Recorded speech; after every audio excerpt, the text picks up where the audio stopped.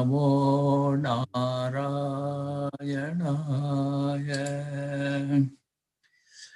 Hello, dear devotees of Chicago Ckb-Bari. Today again we are continuing the lecture on the essentials of Sanatana Dharma.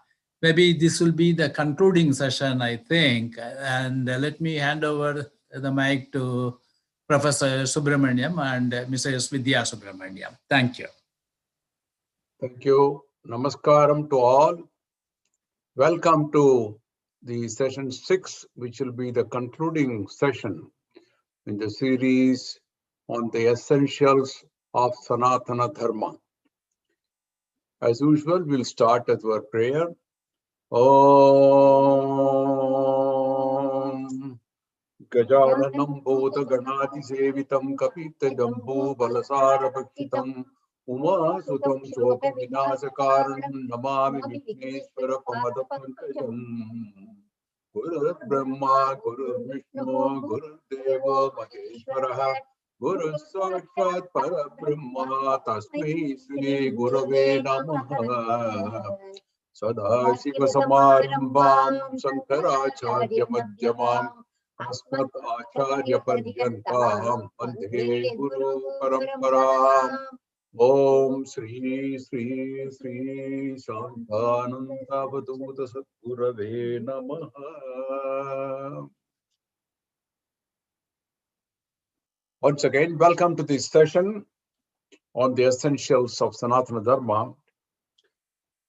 I'm starting this session with my humble namaskarams to my two great gurus, from whom I learned many things and to whom I owe a deep sense of gratitude. The picture shows both of them together. You may be able to identify Sri Chantares Sekharendra Saraswati, popularly known as Mahapariva, who was the 68th Sankaracharya of the famous Kanchi Kamakoti Pitam. And on the right side, you see the picture of Sri Santananta Swamigal of Pudukkottai with folded hands and black beard. So these two were the inspiring gurus and my guiding force throughout my life. In fact, I had the unique honor of receiving Mahapariva with Purna Kumbham. And Santananda Swamigal solemnized our marriage. So these two great gurus have been a great force in my life. And many of the things that I'm talking to you today are those which I learned from them, and I learned many things. I'm sharing only a part of it with all of you. So with that humble namaskarams and a sense of gratitude, we will quickly review the previous sessions. What did we learn in the previous session? In the last lesson, we learned about the role of faith and number of saints who played a part in keeping this faith alive. And that's the reason the Sanatana Dharma has stayed till today, withstanding all the assaults it had over the last so many centuries.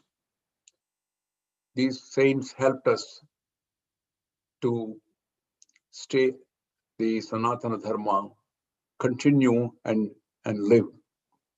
And we also saw what are the Purusharthas, 4 of them, which I mentioned, Dharmartha Kava Moksha. And we also talked about what are the Samanya Dharmas, or ordinary Dharmas, which people need to follow. Those 5 of them I explained to you in detail. It doesn't require any money to follow those Dharmas. All it needs is a sense of conviction and a sense of faith in Sanatana Dharma. And we also talked a little bit about the pursuit of goals. And finally, the concept of Purusha with a little recitation of Purusha Suktam. So in today's concluding session, number 6, we'll learn more about some of the distinctive features of Sanatana Dharma. It is all a part of what we all should know. How much of it to put it in praxis is entirely your decision. All I am placing before you is certain information about Sanatana Dharma, essential features of it, and it's up to an individual to follow it to the extent possible. I did mention in an earlier lesson that the Sanatana Dharma focuses on you, and the development is resting entirely on your own shoulders. Having said that, I'd like to today touch upon Dharma and Karma. There are two terms that are used very often in Sanatana. Dharma itself is part of Sanatana Dharma. And Dharma has many meanings, but important among them is the right conduct to one's assigned duty in life. It also implies the virtuous way one chooses to live one's life based upon those truths. In contrast, karma refers to the actions that one does. The word karma comes from the Sanskrit root kr, which means to act, to do. Even in Hindi, we say kaam karna hai, isn't it? So this karma is something related to activity. So whatever karma or duty is assigned, doing it sincerely with total dedication is called dharma. The performer is the one who does the karma, or karta as they called. And so dharma and karma are interrelated. If you do karma sincerely, it also follows dharma, and dharma also guides you on how to do the karma. It's kind of a cycle. There are many unique features in our religion which are not really found in many other religions. One of them is called the karma theory. What is karma theory? As you all know, in physics, we say any action has an opposite reaction, Newton's law. Now, this exists as an unavoidable rule in physics. Cause and effect, as it's called, action and reaction. And our ancestors have applied the same principle as in physics, the karma theory, to human life. So every karma or action of man should have a resultant reaction which follows the karma theory. So if a person does a bad deed or what is called papa, sinful, he has to suffer for it, while the punya, the good deed, gets him a reward. It is something which is easy to understand. Simply stated, it means thou shall reap what you sow. If you sow good seeds, you'll get good crops. So modern people, they want proof for every theory. And I'd like to illustrate this with an example of Kanchi Mahaperya, how he actually showed a proof to a white woman who visited him in Kanchipuram. She wanted a proof of this reincarnation theory of how karma results in good deeds or bad deeds, or bad effect of karma, how dharma and karma is kind of related. The effects of karma or to be seen and proved. So Mahapariva asked her to go to a nearby maternity hospital and check the details of the babies born there on that day, what type of babies are born. And she brought notes along with her. And she said one baby was very chubby, the other one was lean, one was very beautiful, fair, another was black, and one was born in a very luxurious ward, maybe a rich person's wife, and one was born in a common ward. So there were differences between the babies born on the same day, around the same time. So Mahapariva asked her, why do you think there is difference among these babies? Why should there be so many inequalities? And why should one be born in poverty, the other one is in prosperity? And why one should be healthy and the other one should be weak? And how is it that there is some differences like this? So she was not able to explain it, but Mahapariva said, what reason can be attributed to the inequalities is none other than the karma theory. Once our present lease of life is decided depending upon our actions or karma during the previous birth, it results in the next birth. So she accepted that explanation. But this explanation may not be really enough for today's modern people in the digital world. They will ask for scientific proof. Now, there are many people who do research in parapsychology, and many of them have come up with very miraculous observations of people recalling their previous birth.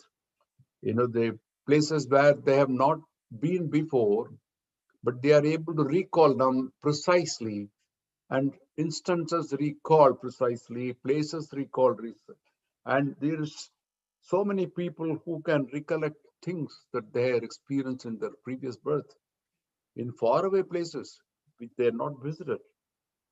Now that is something, there is research is still going on this, and there have been many cases like this where people have recalled their previous birth.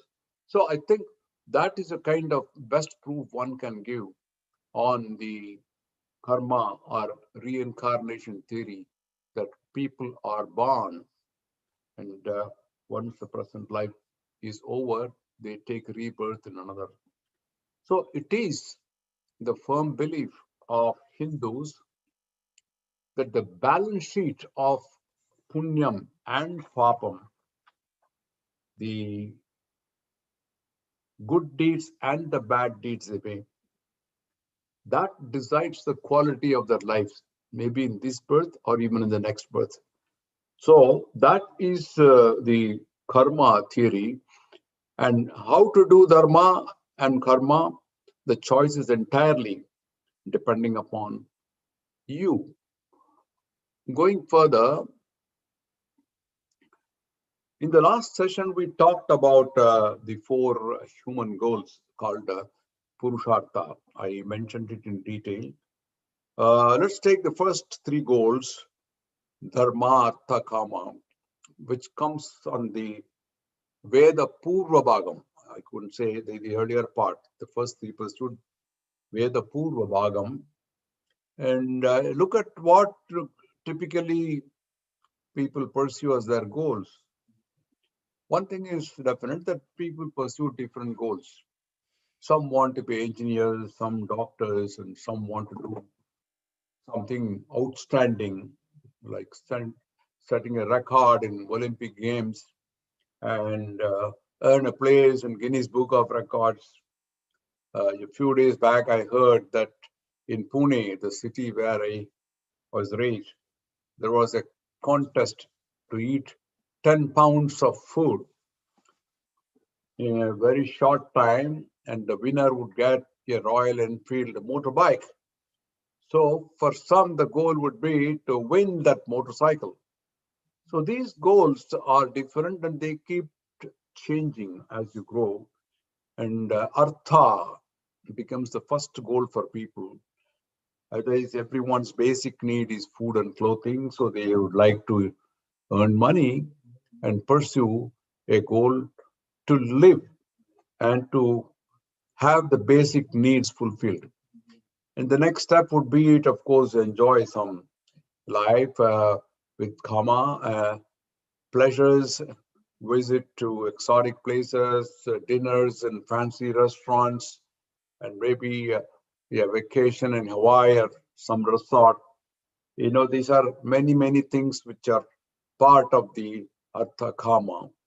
And none of these is refuted by Sanatana Dharma. It doesn't prevent you from enjoying life and pursuing Artha and Kama. In fact, it's all part of it. All it says is that the karma, action, what you do, should adhere to dharma. Now, why should we really adhere to dharma? Why can't somebody eat, drink, and be merry?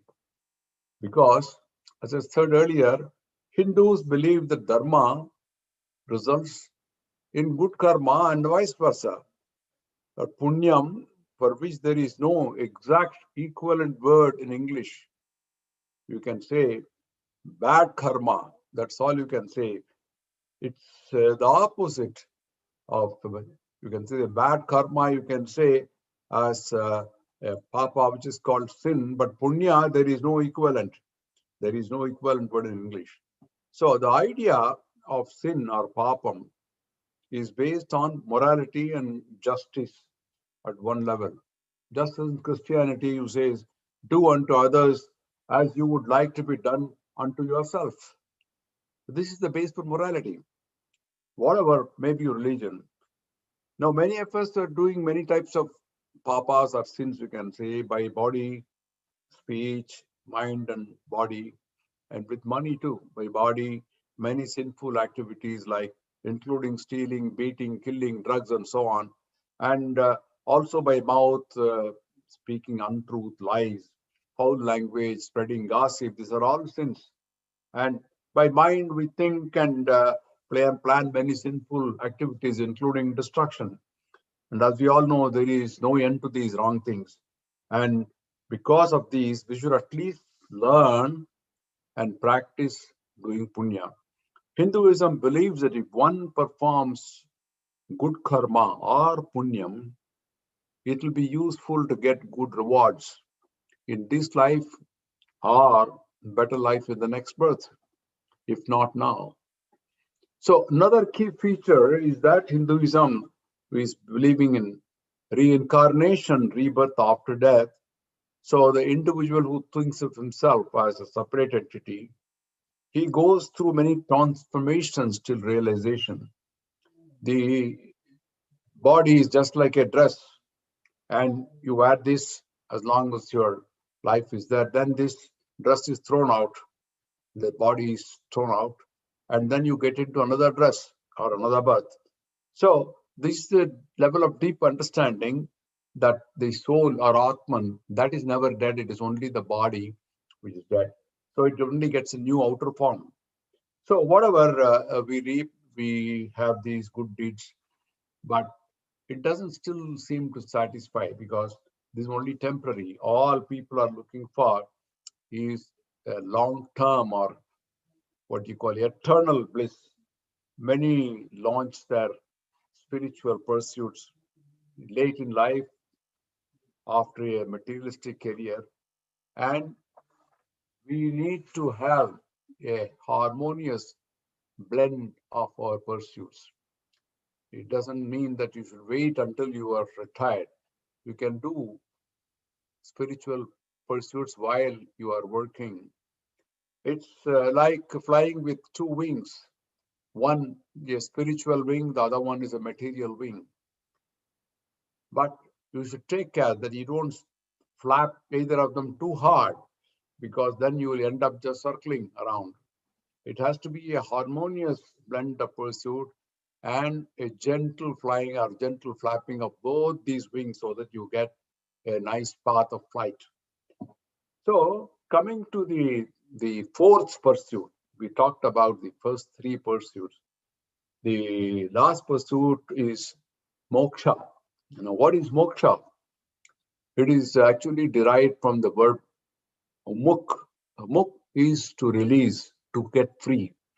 It means mukti, or release from the world of samsara, the world of daily living. Now, how to attain it? There is one part of Vedanta which shows the way, and that is the end part of Veda. It is called Vedanta. Anta means end. So, it is referring mostly to the Upanishads, which were elaborations of the Vedas, and it is very highly philosophical and maybe a kind of dry subject for a common man. So, Sanatana Dharma provides this Vedanta where it says it is possible to attain mukti or self-realization, and that too in this life itself. So there are many people who attain this kind of mukti in their own life, but not all of them were sannyasis or monks. Many were married and led lives, ordinary lives like ours, which a typical family man does. And I'd like to give you one example here. There were many. Of course, there was, I could give you any number of names, but then I'd like to pick on one who was called Purandaradasa. He was actually a jeweler, a rich jeweler, was called Navakoti Nayaka. The original name was Srinivasa Nayaka. He was a jeweler to the king in Mysore. And then one day something happened. It changed, transformed his life. All of a sudden, he attained that realization. There is no point in having this kind of life. So he changed over, and then he became a devotee of Lord and sang and made so many compositions in Kannada, over 400,000, maybe more than that, but then only about 700 or so are now available. So I'd like Vidya to sing one song from his composition of the great Purandaradasa, who is considered the father of Carnatic music. Today his name lives, and he was there in the 16th century. Even after 5 centuries, his name and his composition live on. So that was his greatness. Okay. ಕಲಿಯುಗದಲ್ಲಿ ಹರಿ ನಾಮವನೆದರೆ ಕುಲಕೋಡಿ ಹೇಳು ಧರಿಸುವವೋ ರಂಗ ಕಲಿಯುಗದಲ್ಲಿ ಹರಿ ನಾಮವನೆದರೆ ಕೋಟಿ ಹೇಳು ಧರಿಸುವವೋ ರಂಗ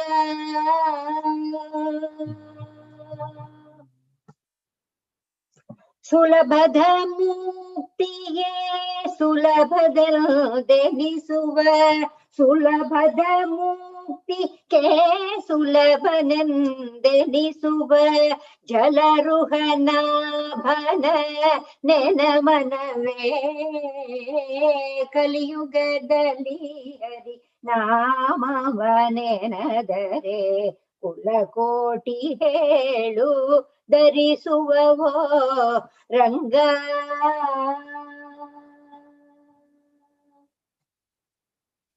ಅಕ್ಷಿತಲರಿಯೇನ್ ಮೆಚಿತಲರಿಯೇನ್ ತುಚ್ಚನಾನಂದನ ಪೇಡ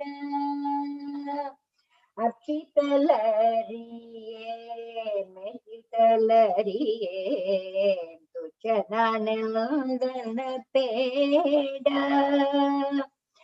ಅಚ್ಯುತಾನಂದ ಗೋವಿಂದ ಮುಕುಂದ ಅಚ್ಯುತಾನಂದ ಗೋವಿಂದ ಮುಕುಂದನ ಇಚ್ಛೆಯಂಘನೀನ ಮನವೇ ಕಲಿಯುಗದಲ್ಲಿ ನಾಮ ಭಾವೆನದರೆ ದುರ್ಲಕೋಟಿ ಕೇಳು ಧರಿಸುವವೋ ರಂಗ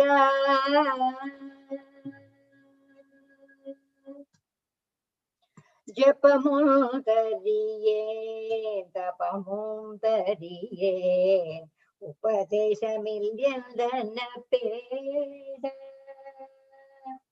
ஜபமும் தரியேன் தபமும் தரியேன் உபதேசமில் எந்தன பேட அபார மகிம ஸ்ரீ புரந்தர விடலன அபார மகிம ஸ்ரீ புரந்தர விடலன ಉಪಾಯಮಿಲ್ದಲಿ ನನ್ನ ಮನವೇ ಕಲಿಯುಗದಲ್ಲಿ ಹರಿ ನಾಮವನೆನದರೆ ದುಡ್ಡ ಕೋಟಿ ಕೇಳು ಧರಿಸುಮವು ರಂಗ.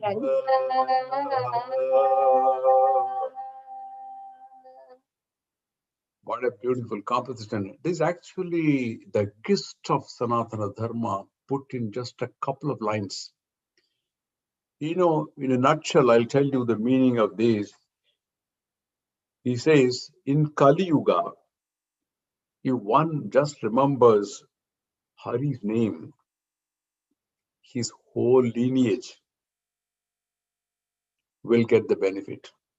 You know, in Kali Yuga, Nama Sankirtanam is what is recommended, because today, most of us are not in a position to do yajnas, the sacrifices, and do the rituals. With all this digital world today happening, particularly in pandemic, when temples are closed also, priests are not available. In such a situation, what else you do? At least we can sing the names of Lord. So, in Kali Yuga, this is recommended. And for attaining easy mukti or salvation, he says, Sulabhaga Muktike, in easy way. That's why I made my website as Easy Hinduism. It is easy. It is easy salvation. Oh, mind, Manase, Jalaruga Nabane. It is easy to remember the names of Padmanabha. Archana. That I don't know Archana. I don't know how to praise. Don't say these and lower yourself. Just pray to Achyuta, Achyuta Nanda Govinda Mukundana. It says, just pray to Achyuta Mukunda. Ichayende ne nenamanave, with your heart. With your heart, you just pray to Achyuta, Govinda, Mukunda. All nice names. You don't have to pay anything for that. You say, Japamundariye, I don't know how to meditate. Tapamuntariya, I don't know how to do any penance or meditation. Don't think you have not received any Upadesam. Upadesam will beda. Don't think. Oh, mind. This is Apara Mahima, the super power of Sri Purandara Vittala, who is well known. You know, Pandharpur's deity is called Vittala.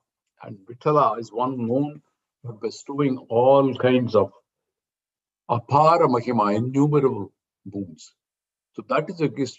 So it's very simple, you know.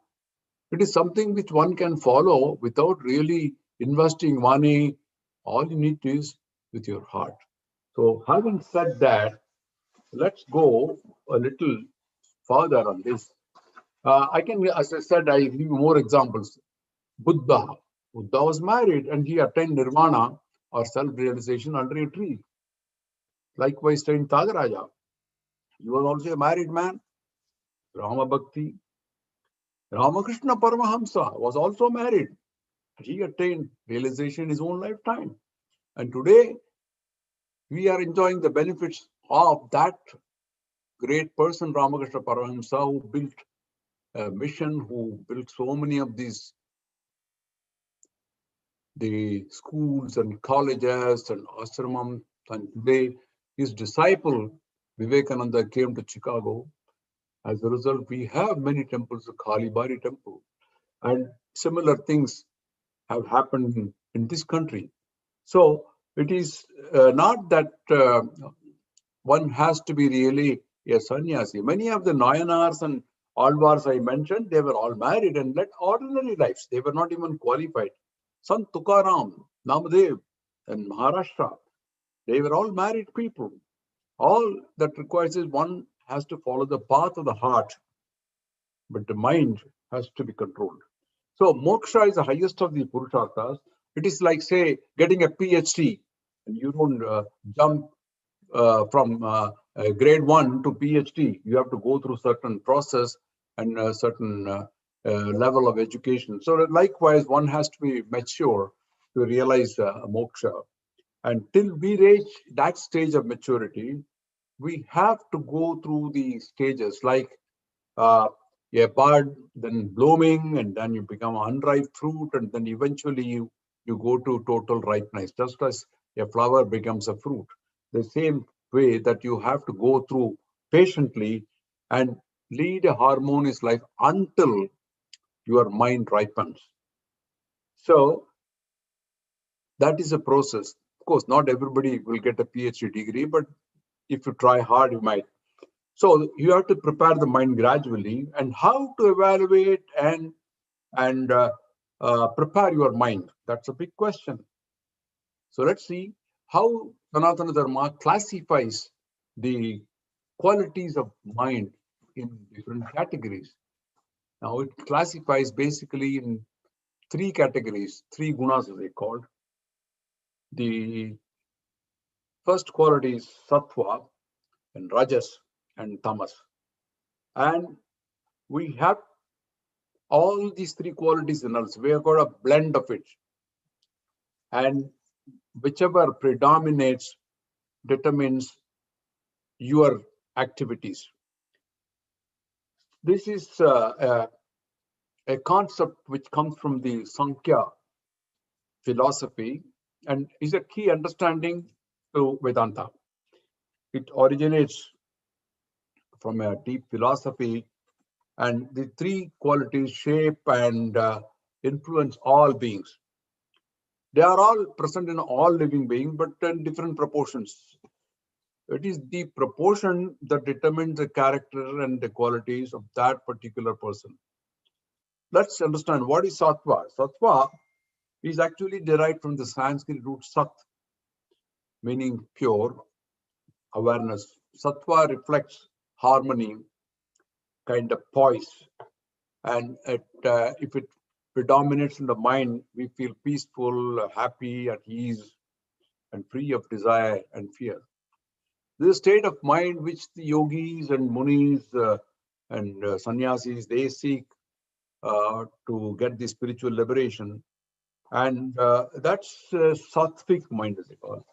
The second is called rajas, whereas sattvic is kind of reflective in nature. Rajas is a projecting power. It's a dynamic mode of passion, action, extrovert, agitation, and it is necessary to create action and make things happen. You'll find this in many people who are in sports, or you are top executives in corporations. There is a desire to excel, and the predominance of rajas in the mind, of course, makes people restless, and they are gripped by desires and fears, and the need to be constantly busy and possibly prone to anger and aggression. So that is a different type of quality. A certain degree of rajas is necessary to be healthy, but excessive is a source of great suffering. And lastly, tamas, which indicates, the picture shows somebody just lying idle. You can see that. So it's a kind of an obscuring, veiling kind of power. It's more indicated to dullness, rest and sleep, and then lethargy and sloth, that kind of quality. So these are the three different qualities which are present in all objects in various degrees. And one quality is always more present or dominant than the other. You can see that a person who wants to have a peace of mind would seek sattvic qualities. So a person gets his attitude and behavior moderated by the preponderance of any of these guna. And therefore, the cultivation of sattvic mind should be a goal.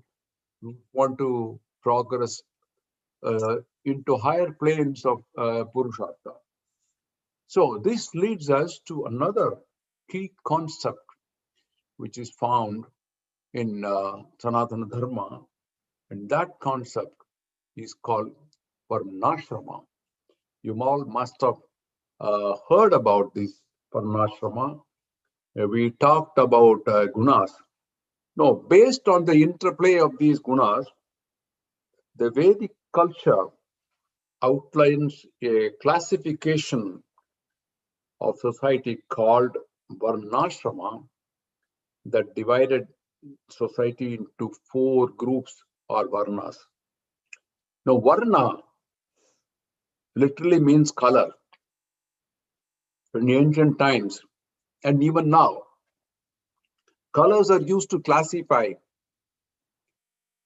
Now, you can see at traffic signals, red means to stop, orange means to get ready, and green means to go. So it's a color code. Likewise, in Yajurveda also, you have 2 distinct parts. One is called Krishna Yajurveda, other one is called Shukla Yajurveda, meaning black Yajurveda and white Yajurveda. So the classifications were made on the inherent qualities with corresponding obligations or duties for each varna. Now, what is these 4 classifications? Now, they are called Brahmins, Kshatriyas, Vaishya, and Shudra. Starting with Brahmins, basically it is a spiritual class, by nature sattvic class, which included priests, teachers, educators, and these were people who were described as the intellectual class, or white collar people as you call it. They went into soft professions, not physical labor, but then intellectual labor.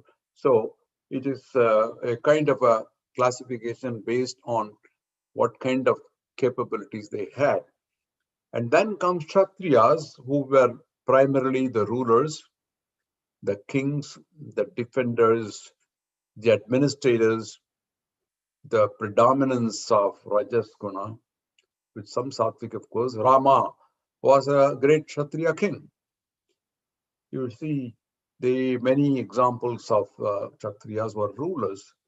And the third classification is Vaishya, which is covering the merchant class, the business people, the trade and commerce people who also dealt with agriculture, marketing, with an active mixture of Rajas and Tamas gunas. And finally, the Sudras, who are the service class, mostly the unskilled labor class, which had more of Tamas and Rajogunas. So each of these classification was not designed to degrade one against the other. They were all important, like parts of the body. You cannot say only my leg is important or my head is important, or all are important. It's like even Purusha Suktam says these all came from the parts of the body, and each part of the body is important. So each varna is important, and they are not unequal in any way.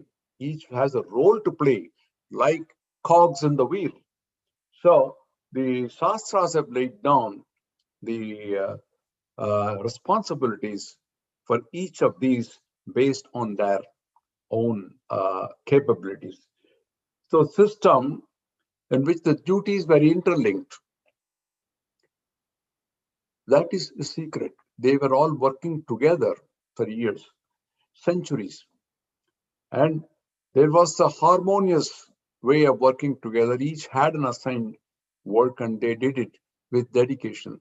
If you see the temples which are built in India, they are all built by artisans. A Brahmin may worship, he may be a priest, but he cannot build the temple all by himself. to somebody else. And the king had to provide the money and the finances to administer the construction of the temple. So the merchants had to do the business of getting all the stuff together, buying them.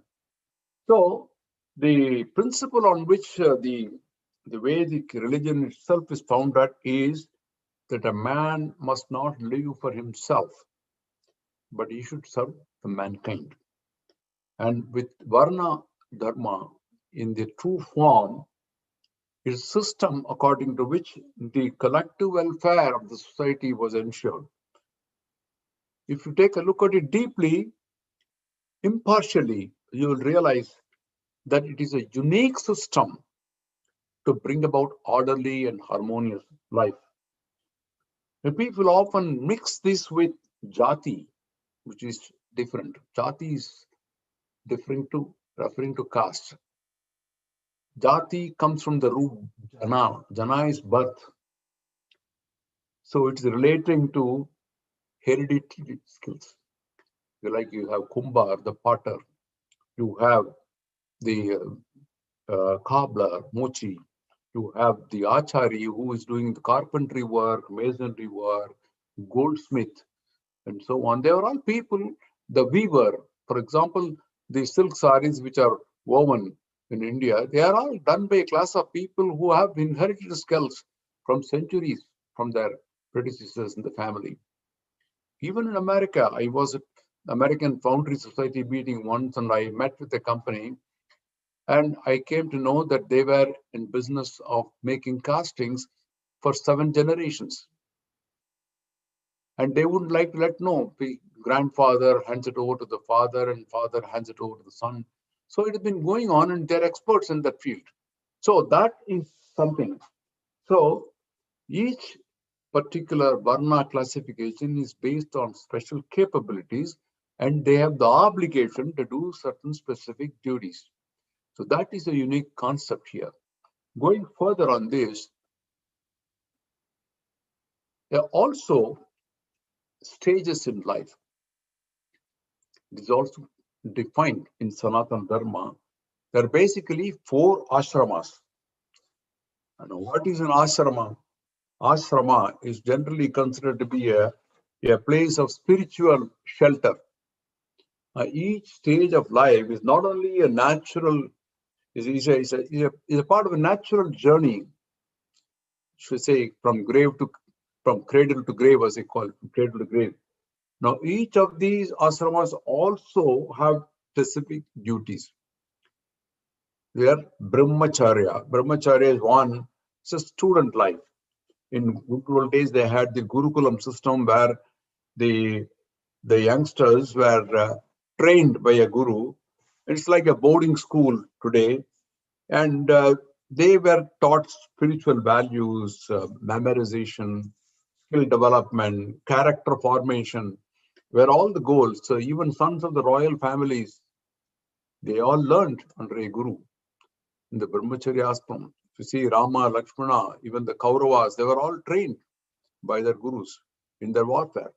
So the objective of this war is to live a simple life free from any pleasures and material allurement, and to serve the guru, to hear and assimilate the Vedas and develop all the appropriate qualities to become a dutiful citizen.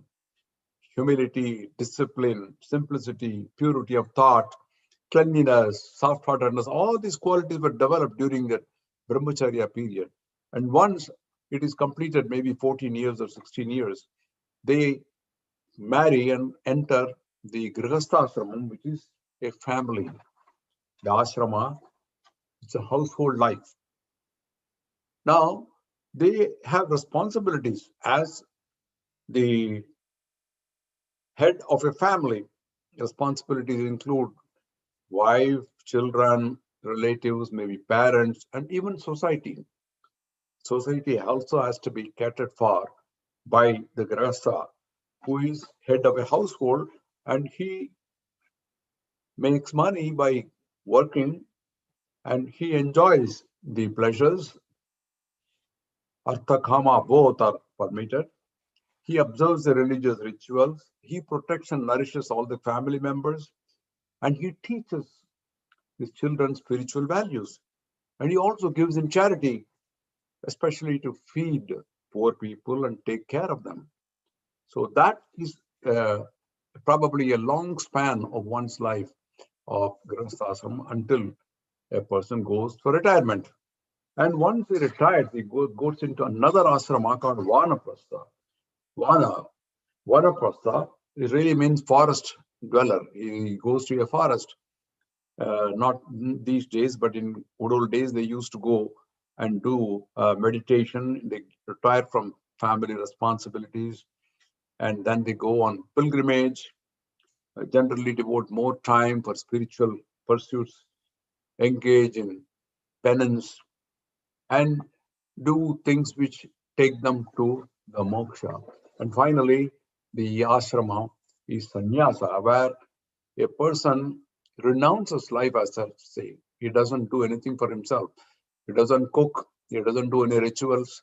He only is available to show services, teach other people, and is free to wander in spiritual pursuits. He goes from one place to another, keeps teaching people the value of Sanatana Dharma.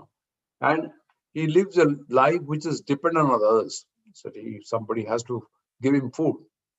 So that is describing the 4 stages of life. So now you've seen different aspects of Sanatana Dharma. We have covered it in fairly great detail within the available time.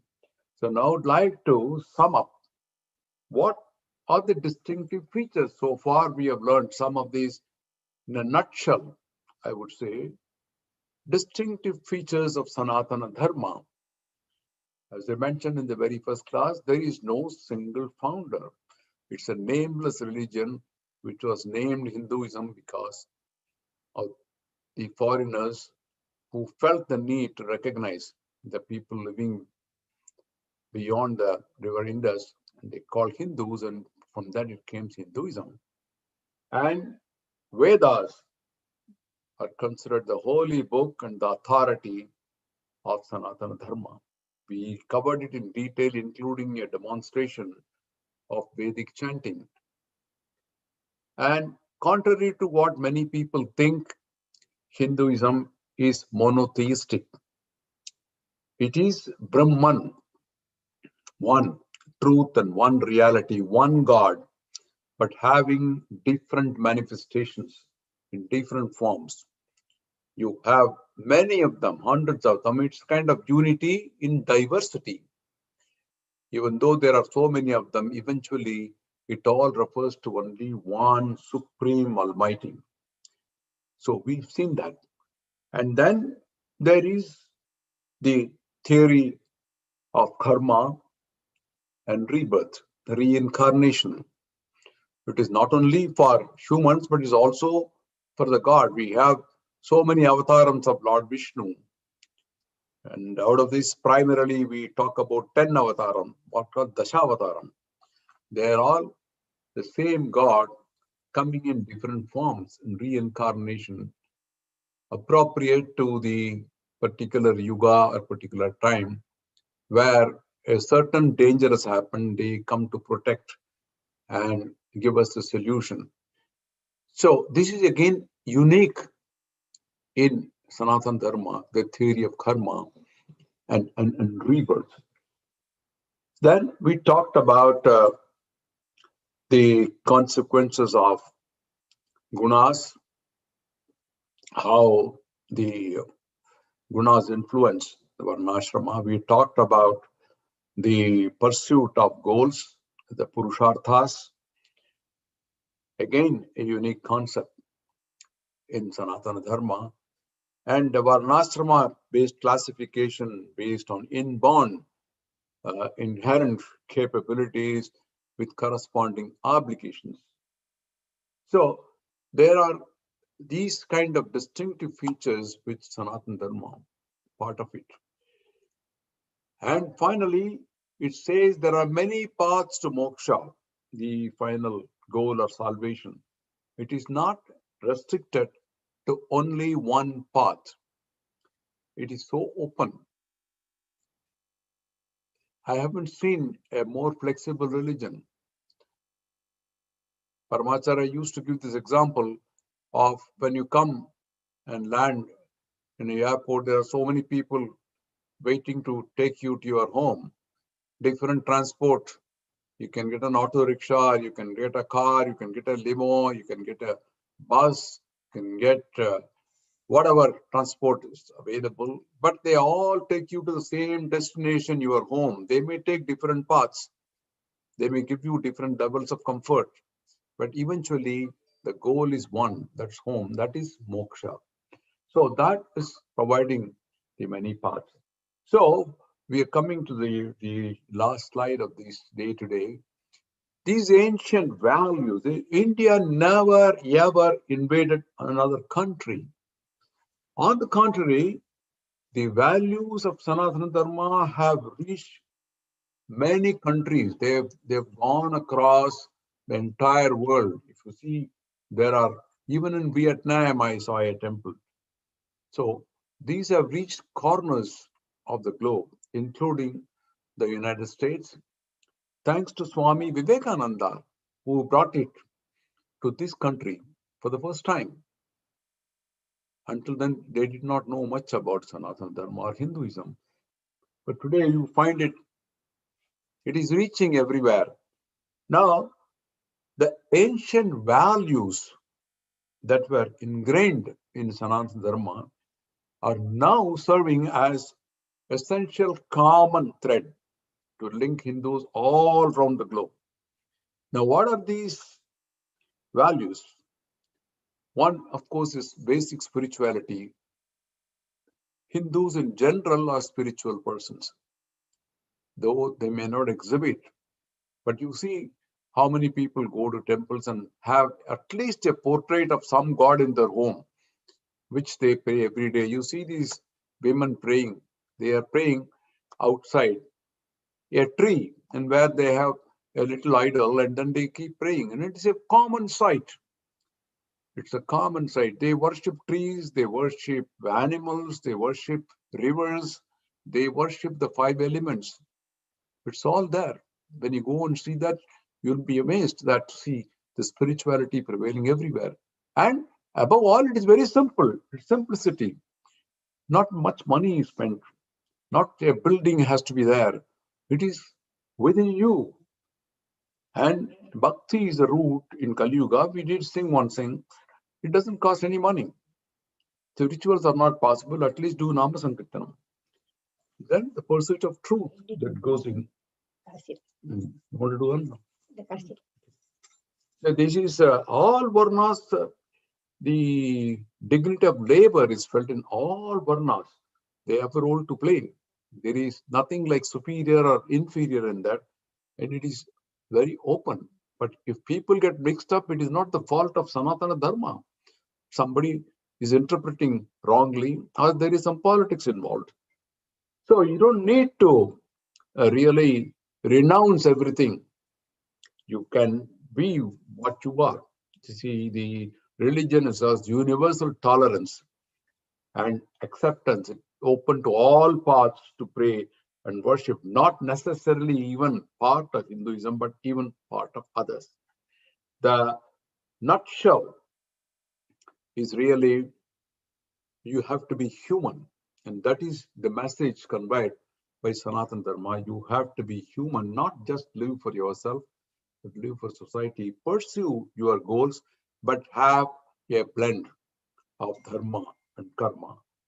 So we did mention about some of these saints who really attain the final phase of Purusharthas without really going through sannyasa. They were family people having ordinary kind of. So that's what makes Hinduism very easy Hinduism. All these variation in belief in Supreme Being and caring is not outside, but it is within you as a Jivatma. You are a part of God. Just imagine, you are a part of the Almighty. And therefore, nurturing your own self is itself bhakti. That itself is a bhakti. That is why we always say the simplicity and acceptance of this Sanatana Dharma is a path to salvation. And it is an easy matter, not really very complicated.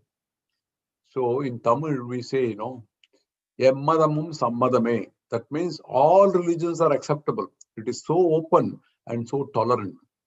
And also we say, Sarve janaga sukhino bhavantu. Let all people be happy. Now, these are all important messages conveyed by Sanatana Dharma. And that is why this is something which is essential part of what we should follow. So with that, I'd like to conclude this. You want to sing something? A short bhajan we'll have. Nam Sankirtan, as we talked about the namas. Yes. Govind bolo, Gopal bolo, Ram Naam bolo, Hari Naam bolo, Govind bolo, Gopal bolo, Ram Naam bolo, Hari Naam bolo. ये नाम सारे जीवन सहारे परमानंद के खोलते द्वारे जो नाम चाहो ओ नाम बोलो प्रेम से बोलो भाव से बोलो बड़े प्रेम से बोलो भाव से बोलो गोविंद बोलो गोपाल बोलो राम नाम बोलो हरि नाम बोलो गोविंद केशव गोपाल माधव बुद्धं शरणं गच्छामि धर्मं शरणं गच्छामि संघं शरणं गच्छामि गोविंद बोलो गोपाल बोलो राम नाम बोलो हरि नाम बोलो ये नाम सारे जीवन सहारे परमानंद के खोलते द्वारे. Jai Mata Di. In conclusion, I'd like to thank the Chicago Bari management and also my good friend, Sri Sampath Iyengar, for having coordinated this program, which is a series of 6 lectures, each of about 1 hour duration. So with that, I'd like to conclude this series until we meet again.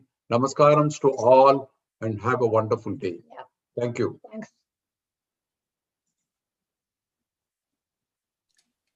Hello, dear devotees. Professor Subramaniam and Mrs. Vidya Subramaniam did a fantastic teamwork of bringing the nutshells of such a big ocean of Sanatana Dharma. See, they dived deep into the sea and brought out the valuable, the pearls, from there. And in the 6 hours, they gave it to us, all the salient features of the Sanatana Dharma. You see that one very well explained with such a complicated subject also. And we thank them profusely for that one. And please come again, with another topic, we will do it. Again, Professor Subramaniam will be doing his, the other lecture on the glories of Ma. I think couple of lectures to go on that subject. That we will be meeting next Saturday on that, Thank you again. Thanks a lot, I appreciate it. Thank you. Thank you. Bye.